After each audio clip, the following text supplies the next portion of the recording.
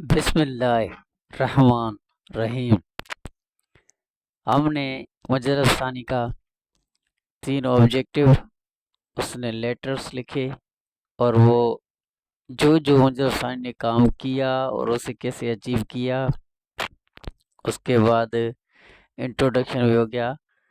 اب پانچواں جو اس ٹاپک کی آؤٹ لائن آتی ہے، جو پانچواں اس کا کام آتا ہے، وہ یہ تھا کہ مجرد ثانی شیخ احمد سر ہندی نے جو اپنے گول اچیو کیسے کیے، لیٹرز کے تھرو اچیو کیے۔ اس کے بعد آتا ہے 5، چوتھا لیٹرز لکھے، کس کس کو لکھے، کہاں کہاں لکھے، کیا کیا کیا، وہ سارا کچھ پہلے ویڈیو میں کور ہو چکا ہے۔ اب پانچواں، کانسیپٹ آف وحدت الوجود۔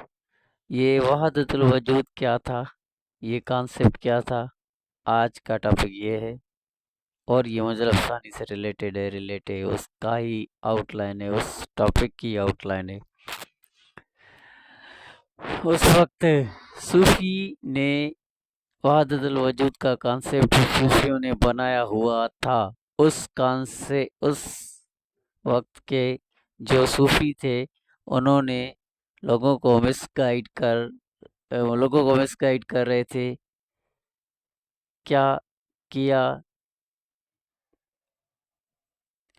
وہ وجہ کیا تھی؟ جو وجہ یہ تھی کہ صوفیز نے ایک کانسیپٹ جنریٹ کیا ہوا تھا جس کا نام ہے وحدت الوجود۔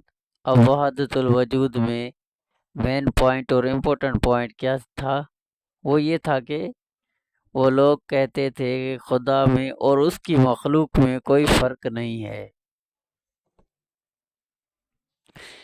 جو مخلوق ہے وہ خدا کا ہی سمبول ہے، وہ خدا کی بنائی گئی چیز ہے، یا تو وہ خدا ہی ہے۔ دراصل دونوں میں کوئی فرق نہیں، تو لہذا ظاہر ہے اگر کوئی اللہ کی عبادت کرے یا اس کی بنائی گئی چیزوں کی عبادت کرے تو وہ در حقیقت میں وہ خدا کی ہی عبادت ہو گئی۔ دونوں میں بیسیکلی کوئی کوئی فرق نہیں بچتا، نہیں دکھتا نہیں ہے۔ یہ صوفی کہہ رہے تھے وحدت الوجود میں، یہ کانسیپٹ تھا ان کا کہ خدا میں اور کریٹر اور کریچر میں، اللہ تعالیٰ میں اور اس کی مخلوق میں، جو بھی اللہ تعالیٰ نے چیزیں بنائی ہوئی ہے، انسان، جن، پود، پرندے، اس میں اور اللہ میں کوئی فرق نہیں ہے۔ یہ وحدت الوجود کا کانسیپٹ تھا، دونوں میں بیسیکلی کوئی ڈفرنس نہیں بچتا نہیں ہے۔ صوفیزم میں ہر انسان اس لیول پہ نہیں پہنچ سکتا، اور جس طرح کی صوفیز باتیں کرتے ہیں، صوفی ایک لیول ہوتی ہے جو بالکل ہی اللہ کی طرف رجوع ہو جاتے ہیں، دنیا سے کٹ جاتے ہیں۔ اس لیول پر ہر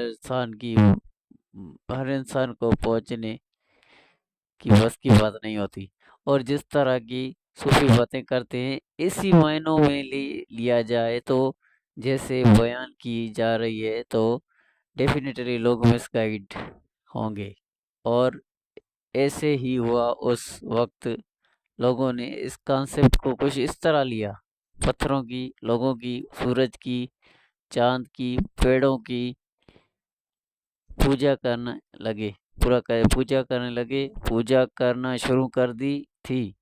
اپنے آپ سے کوئی بھی سپرسٹیشن، کوئی بھی چیز دیکھی پاورفل، اپنے آپ سے زیادہ پاورفل، تو اس کی عبادت کرنا شروع ہو جاتے تھے۔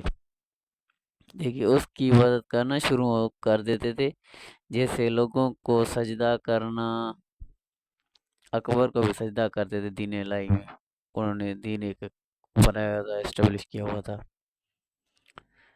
دیکھیں، اس کی عبادت کرنا شروع کر دیتے تھے، جیسے لوگوں کو سجدہ کرتے تھے، انسان کو ہی سجدہ کرتے تھے، پیڑوں کو، پرندوں کو، کرنا اور وہ نان اسلامک یا اینٹی اسلامک یا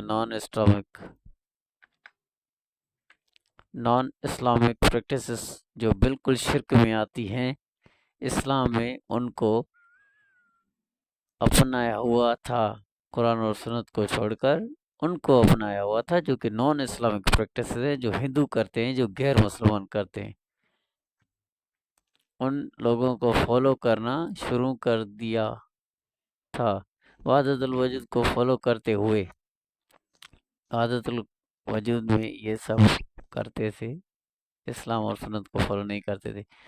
تو وجدہ ثانی نے دیکھا یہ بالکل رانگ پریکٹسز ہیں اور مسلمان بالکل یہ اینٹی اسلامک فیتھ کو فالو کر رہے ہیں، تو وجدہ ثانی نے اس کو کاؤنٹر کرنے کے لیے، ختم کرنے کے لیے وحدت الشہود کا کانسیپٹ دیا، وحدت الوجود کے بارے میں آگاہ کیا۔ خدا اور اس کی مخلوق کبھی برابر نہیں ہو سکتی، اگر وہ اللہ کی عبادت کرے تو ہی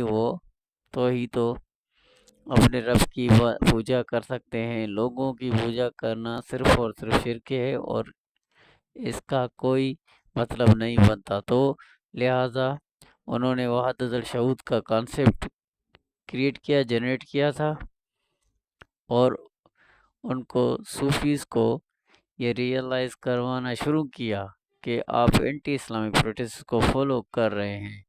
کریٹر اور کریچر یہ دونوں ہی الگ الگ باتیں ہیں۔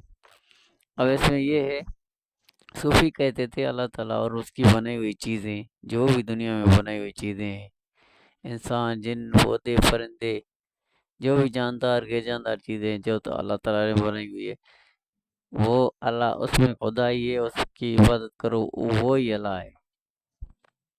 اور مطلب ثانی نے کہا یہ شرک ہے، اللہ تعالیٰ ایک کہ اس کی عبادت کرنی چاہیے، اس کے علاوہ کوئی عبادت کے لائق نہیں ہے۔ کریٹر اور کریچر میں فرق ہے۔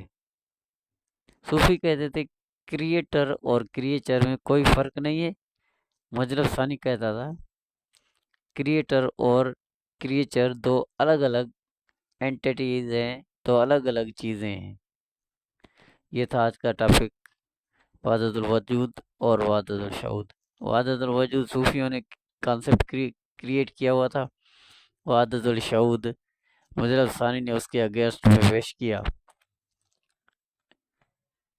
Thank you. آگے نیکسٹ مجلب ثانی کی ساری ایفرٹس دیکھیں گے، اس نے کیا کیا کوششیں کی اسلام اور مسلمانوں کو بچانے کے لیے، وہ ڈسکس کریں گے۔ تھینک یو، اللہ حافظ۔